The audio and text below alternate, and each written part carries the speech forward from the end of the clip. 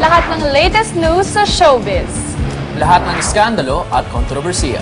Dito nyo unang mapapanood. This is Cinema News Alert Weekend Edition and here are your headlines. Giant Christmas tree sa Araneta Center, Cubao, sinindihan na as the official countdown to Christmas started. Last Friday, November 7, gaya ng nakagawian taon-taon ay ginanap na ang giant Christmas tree lighting sa Araneta Center. At sa tulong ng Coca-Cola, ang Pasko daw this year ay siguradong mas mapupuno ng smiles at regalo. Ito yung parang pagpapakita natin na okay, simula na ang panahon ng Kapaskuhan. At ito yung simbolo ng dapat nating pagsasama-sama, pagkakaisa at pagmamahalan bilang mga Pilipino.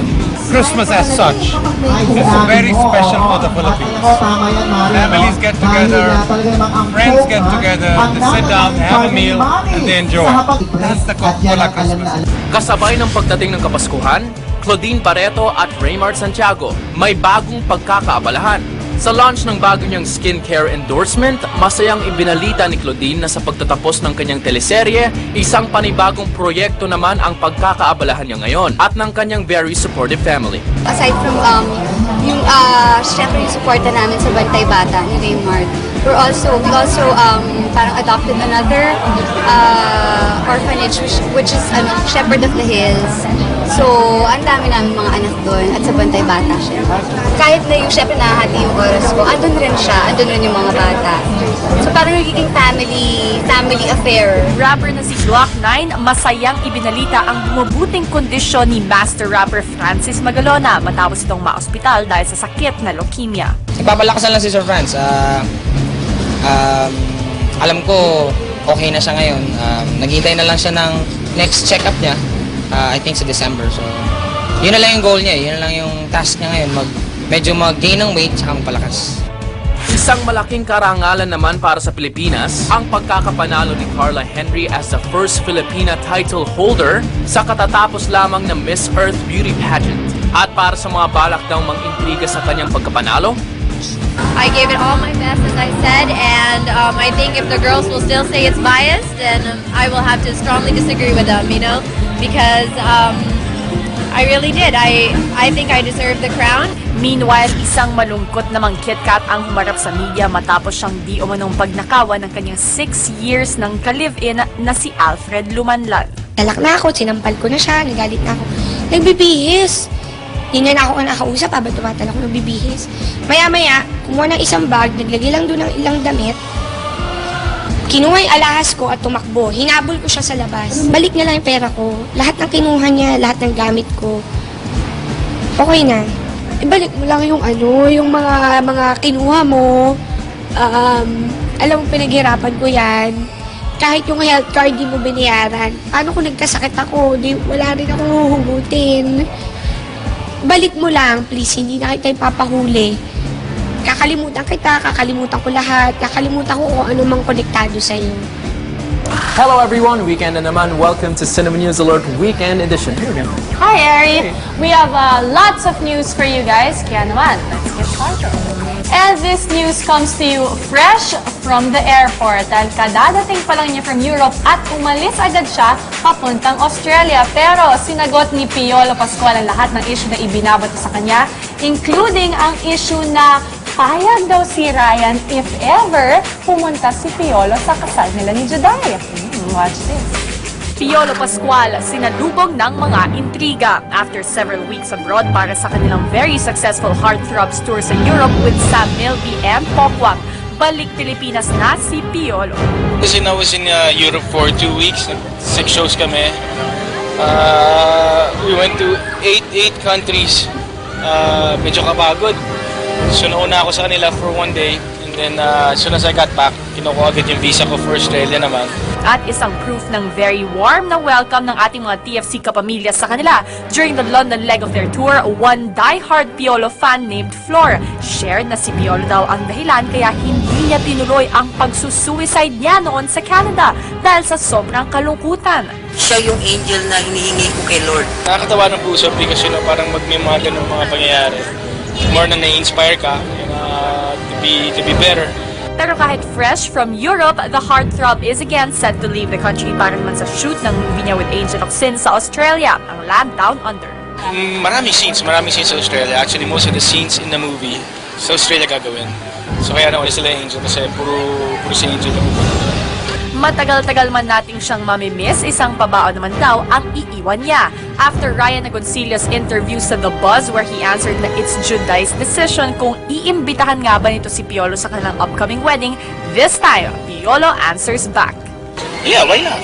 Diba? You know, Juday is an old friend and okay naman kami, even with Ryan, so if they invite me, if I'm free on that day, of course, diba? That'll be it's a momentous day for two of them, diba?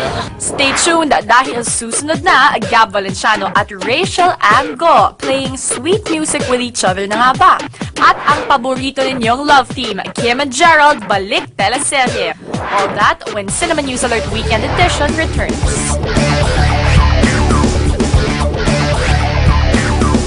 25 years of music, and the celebration continues dito sa Music Box.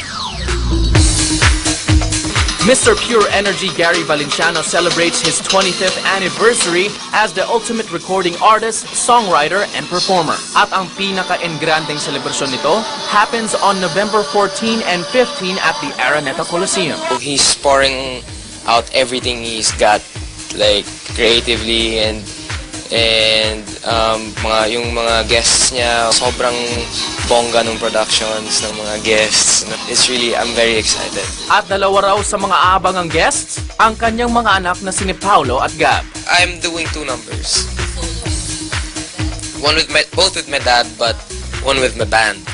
I have 2 numbers also, but I will keep secret the other one because it's something nobody's ever seen before. As in, you've never ever seen me do something like this. It's not singing, that's one thing for sure. My dad was just like, Gab, this is it. This is your time to show the people that if you guys wanna jam with us, be there. But aside from the concert, Gab is on the limelight these days dahil sa napapabalitang special na pagtitinginan daw nila ngayon ni Rachel Ann Go. And this time, Gab is very upfront with his feelings. Rachel and I have been friends since before pa. But ngayon lang talaga kami naging close. Well, we go out, and she's the only girl I go out with. That's all I can say, and she is, right now, the most special girl. It seems Gab is really inspired ngayon because of Rachel Ann. But Gab admits na naharap rin sila ngayon in a not-so-happy scenario as he is set to leave for the States early next year para sa kanyang pag-aaral. With Rachel, syempre, it makes it hard a bit. Pero, we don't naman have something that deep for me to stop going. Not yet, maybe. I don't know. But it definitely makes it harder, syempre. Kasi, you know, we're friends, pero we're really close. So, to leave, even a best friend, if you were to leave a best friend, mahirap talaga. Pero ang good news naman daw for the happy couple, ang magaang pagtanggap daw ng kanilang mga exes na sina Christian Bautista at Nikki Hill sa kanilang budding relationship. Our exes are out of the picture right now. They don't make gulo. Hindi siya. Christian's a good person and Nikki's a good person. And both relationships ended and it's been a while. So I guess I'm just blessed to have them as the exes instead of some other people that would, you know, talk trash. Yee!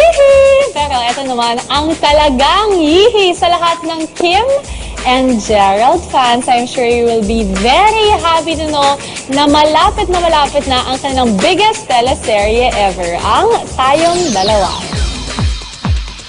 Ang paboritong love team ng bayan, nagbabalik teleserye. After a string of hits gaya ng certified box office hit movie nila na I've Fallen For You at mga TV series na tinutukan gaya ng Sana Maulit Muli, My Girl at ang kinababaliwan ngayon na My Only Hope. Balik teleserye na soon sa primetime bida sina Kim at Gerald through Tayong Dalawa. But this time, expect a totally different Kim and Gerald. Dahil mas mabibigat na ang mga characters at mga eksena raw ang gagawin nila. Kasabay ba nito, their love story presents a different twist dahil ang makikigulo sa love story nila, si Jake Cuenca. Iisang pangalan, iisang pangarap, iisang minamahal. Magkaribal man sa lahat ng bagay, sino nga ba ang mananaig sa kanilang dalawa? Ikaw at ako, magkahati sa isang pangalan. Ikaw at ako, magkahati sa iisang kapalaran. I'm David Garcia, binigay lahat sa akin. Ako si David Garcia, pinagkait lahat sa akin. Iisa ang pangalan, ngunit magkaibang pinanggalingan.